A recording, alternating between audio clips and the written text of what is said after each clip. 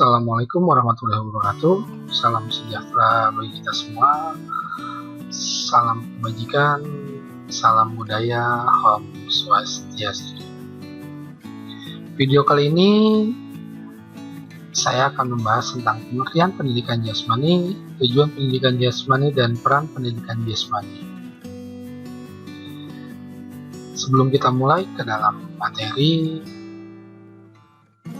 jangan lupa like dan subscribe agar channel ini semakin berkembang, dan jangan lupa bagikan juga ke teman-teman kalian, saudara atau bapak ibu guru kalian, agar pengetahuan ini bisa disebarluaskan ke semua yang kalian kenal. Baiklah, langsung saja kita ke materi. Pendidikan jasmani merupakan terjemah dari physical education. Pendidikan jasmani adalah pelajaran yang melibatkan anak sepenuhnya dalam aktivitas jasmani, mulai dari hal kecil seperti memelihara kesehatan diri sendiri, sampai dengan mengerti bahwa harus menjaga keselamatan di muka umum, baik keselamatan dalam aktivitas berolahraga maupun keselamatan dari berbagai macam bahaya yang ada di lingkungannya. Aktivitas-aktivitas tersebut seperti yang ada di animasi ini. Jadi, aktivitas hal kecil misalkan seperti berlari, melompat, lalu menendang bola, lalu berjalan, itu merupakan aktivitas-aktivitas kecil yang diajarkan di dalam pendidikan jasmani. Pendidikan jasmani berbeda dengan olahraga. Pendidikan jasmani merupakan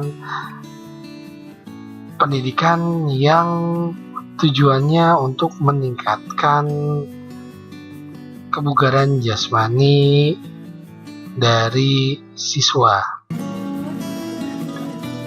Perbedaan pendidikan jasmani dan olahraga adalah pendidikan yang menitik beratkan terhadap prestasi dari seseorang, karena tujuan dari olahraga itu ending di akhirnya adalah prestasi. Kalau pendidikan jasmani endingnya adalah kebugaran jasmani atau kesehatan jasmani. Tidak hanya kesehatan jasmani, pendidikan jasmani juga melatih kesehatan rohani juga. Nanti akan dibahas lebih dalamnya. Baik, selanjutnya kita akan membahas pendapat para ahli tentang pendidikan jasmani. Pendidikan jasmani menurut Saifuddin dan Muhadi, pendidikan jasmani adalah suatu proses pendidikan melalui aktivitas jasmani yang dirancang dan disusun secara sistematik untuk merangsang pertumbuhan dan perkembangan serta meningkatkan kemampuan dan keterampilan jasmani, kecerdasan membentuk watak, serta nilai dan sikap positif bagi setiap warga negara dalam rangka mencapai tujuan pendidikan. Itu pengertian pendidikan jasmani menurut Saifuddin dan Muhadi. Berikutnya, hakikat pendidikan jasmani menurut Kohosolik dan Rusli Lutan. Hakikat pendidikan jasmani adalah proses pendidikan yang melibatkan interaksi antara peserta didik atau siswa dengan lingkungan dikelola melalui aktivitas jasmani secara sistematik menuju pembentukan manusia seutuhnya. Dari kedua pendapat ahli tersebut, dapat kita tarik ke sebuah kesimpulan bahwa pendidikan jasmani merupakan proses pendidikan yang secara sistematik yang melibatkan antara pendidik atau guru dengan peserta didik atau siswa dengan melalui aktivitas jasmani yang dirancang dan disesuaikan dengan pertumbuhan siswa untuk membentuk manusia seutuhnya. Pendidikan jasmani tidak hanya menekankan pada pengembangan kekuatan dan kesegaran jasmani, tetapi pengembangan manusia secara utuh dalam rangka menyiapkan kehidupan agar berfungsi dengan baik di masyarakat.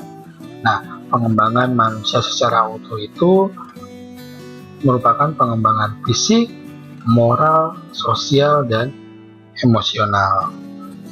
Jadi, pendidikan jasmani tidak hanya menekankan pada pengembangan kekuatan dan kesegaran, atau kekuatan dan kesegaran itu adalah kekuatan fisik atau fisik ya. Jadi, pendidikan jasmani tidak hanya menekankan pengembangan fisik, tapi fisik, sosial, emosional, dan mental.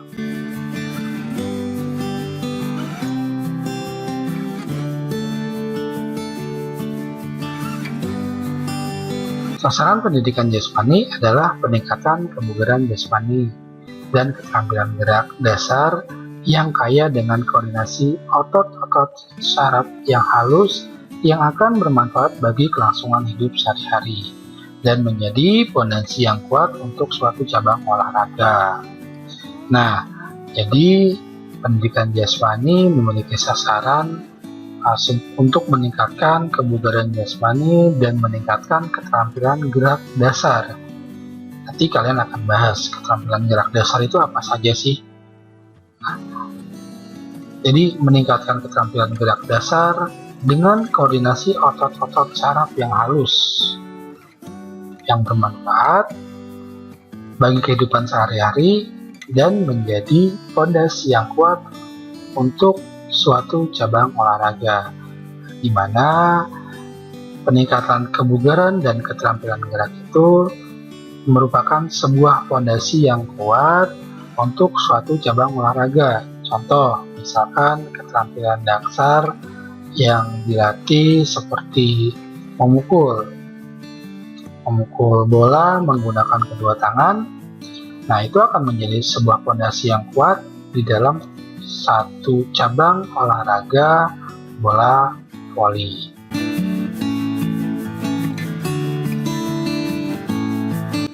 Selanjutnya, tujuan pendidikan jasmani. Pendidikan jasmani di sekolah memiliki beberapa tujuan, di antaranya pertama, mengembangkan keterampilan pengelolaan diri dalam upaya mengembangkan dan pemeliharaan kebugaran jasmani serta pola hidup sehat melalui berbagai aktivitas jasmani olahraga yang terpilih. Selanjutnya, meningkatkan pertumbuhan fisik dan pengembangan psikis yang lebih baik. Ketiga, meningkatkan kemampuan dan keterampilan gerak dasar. Yang keempat, meletakkan landasan karakter moral yang kuat melalui internalisasi nilai-nilai yang terkandung di dalam pendidikan jasmani, olahraga, dan kesehatan. Yang kelima, mengembangkan sikap sportif, jujur, disiplin, bertanggung jawab, kerjasama, percaya diri, dan demokratis. Yang keenam, mengembangkan keterampilan untuk menjaga keselamatan diri sendiri, orang lain, dan lingkungan. Dan yang ketujuh adalah memahami konsep aktivitas jasmani dan olahraga di lingkungan yang bersih sebagai informasi untuk mencapai pertumbuhan fisik yang sempurna, pola hidup sehat, dan kebugaran, keterampilan, serta memiliki sikap yang positif. Nah, sikap-sikap positif itu seperti ya di poin nomor 5. Sportif, jujur, disiplin, bertanggung jawab, kerjasama, percaya diri, dan demokratis. Itu adalah tujuan dari pendidikan jasmani. Nah, berikutnya merupakan ruang lingkup dari pendidikan jasmani, di mana ruang lingkup itu adalah materi yang nantinya akan masuk ke dalam pembelajaran jasmani. Yang pertama, materinya adalah permainan dan olahraga, di mana dalam permainan dan olahraga isinya adalah olahraga tradisional, permainan, eksplorasi gerak, keterampilan lokomotor, non-lokomotor dan manipulatif, atletik, kasti, rounder, skipper, sepak bola, bola basket, bola voli, tenis meja, lapangan, tenis meja, tenis lapangan, bulu tangkis, dan bela diri, serta aktivitas lainnya. Nah, permainan kasti, rounder, skipper, sepak bola, bola voli, bola basket, bola tenis, dan tenis lapangan, bulu tangkis, bela diri itu merupakan aktivitas pilihan, di mana dalam penerapannya nanti jika memang tidak memungkinkan bisa diganti. Contoh misalkan materi yang sudah tersusun adalah bola basket, nanti bisa diganti dengan bola sepak atau sepak bola atau bola voli yang intinya adalah sama, tapi diajarkan dulu bola basket itu seperti apa sebagai acuan materi, sebagai pengetahuan bagi mereka. Berikutnya, ruang lingkup yang selanjutnya adalah aktivitas pengembangan meliputi mekanika sikap tubuh, komponen kebugaran jasmani, dan bentuk postur tubuh serta aktivitas lainnya. Nah, aktivitas pengembangan ini mereka siswa diajarkan tentang mekanika sikap tubuh, sikap yang baik itu seperti apa. Lalu komponen kebugaran jasmani, komponennya apa saja, dan bentuk postur tubuh serta aktivitas lainnya. Nah, bentuk postur tubuh misalkan yang kita pernah pelajari atau kalian pernah pelajari seperti duduk, ada yang duduk menyamping, duduknya ada yang seperti letter S dan lain-lain, ada yang membungkuk. Nah, itu aktivitas pengembangan. Nah, itu berkaitan dengan mekanika sikap tubuh. Nah, ruang lingkup yang selanjutnya adalah aktivitas senam. Nah, meliputi senam ketangkasan, ketangkasan tanpa alat, ketangkasan dengan alat, serta senam lantai dan aktivitas lainnya. Ruang lingkup yang keempat adalah aktivitas ritmik yang meliputi gerak bebas, senam pagi, SKJ, senam aerobik, dan aktivitas lainnya. Nah, aktivitas ritmik ini merupakan aktivitas senam. Nah, ruang lingkup yang selanjutnya adalah aktivitas air yang meliputi permainan di air, keselamatan air, keterampilan gerak di air, dan renang. Nah, keterampilan bergerak di air dan renang ini berbeda. Renang adalah kegiatan olahraga, sedangkan keterampilan bergerak di air adalah keterampilan di dalam permainan yang dilakukan di air. Contoh misalkan di siswa kelas dasar, kelas rendah, lomba mengambil koin di dalam air. Nah, itu adalah keterampilan bergerak di dalam air. Bisa berenang, bisa berjalan, bisa berlari, bisa meraih, dan lain-lain. Selanjutnya, yang keenam adalah pendidikan luar kelas. Nah, pendidikan luar kelas itu meliputi piknik atau karya wisata, pengenalan lingkungan, berkemah, menjelajah, dan mendaki gunung. Nah, piknik atau karya wisata itu merupakan pendidikan luar kelas dan bagian ruang lingkup dari pendidikan jasmani. Nah, piknik bisa dilakukan di mana saja, bisa di lingkungan sekolah, bisa di lingkungan yang berbentuk dengan tempat wisata atau yang lainnya. Pengenalan lingkungan pun begitu, sama. Pengenalan lingkungan ada beberapa pengenalan lingkungan sekolah, lingkungan rumah, dan lain-lain. Nah, yang terakhir, ruang lingkup dari pendidikan jasmani adalah kesehatan, meliputi penanaman budaya hidup sehat dalam kehidupan sehari-hari, khususnya yang terkait dengan perawatan tubuh agar tetap sehat. Selanjutnya, merawat lingkungan yang sehat, memilih makanan dan minuman yang sehat, mencegah dan merawat cedera, mengatur waktu istirahat yang tepat, dan berperan aktif dalam kegiatan PTK dan UKS.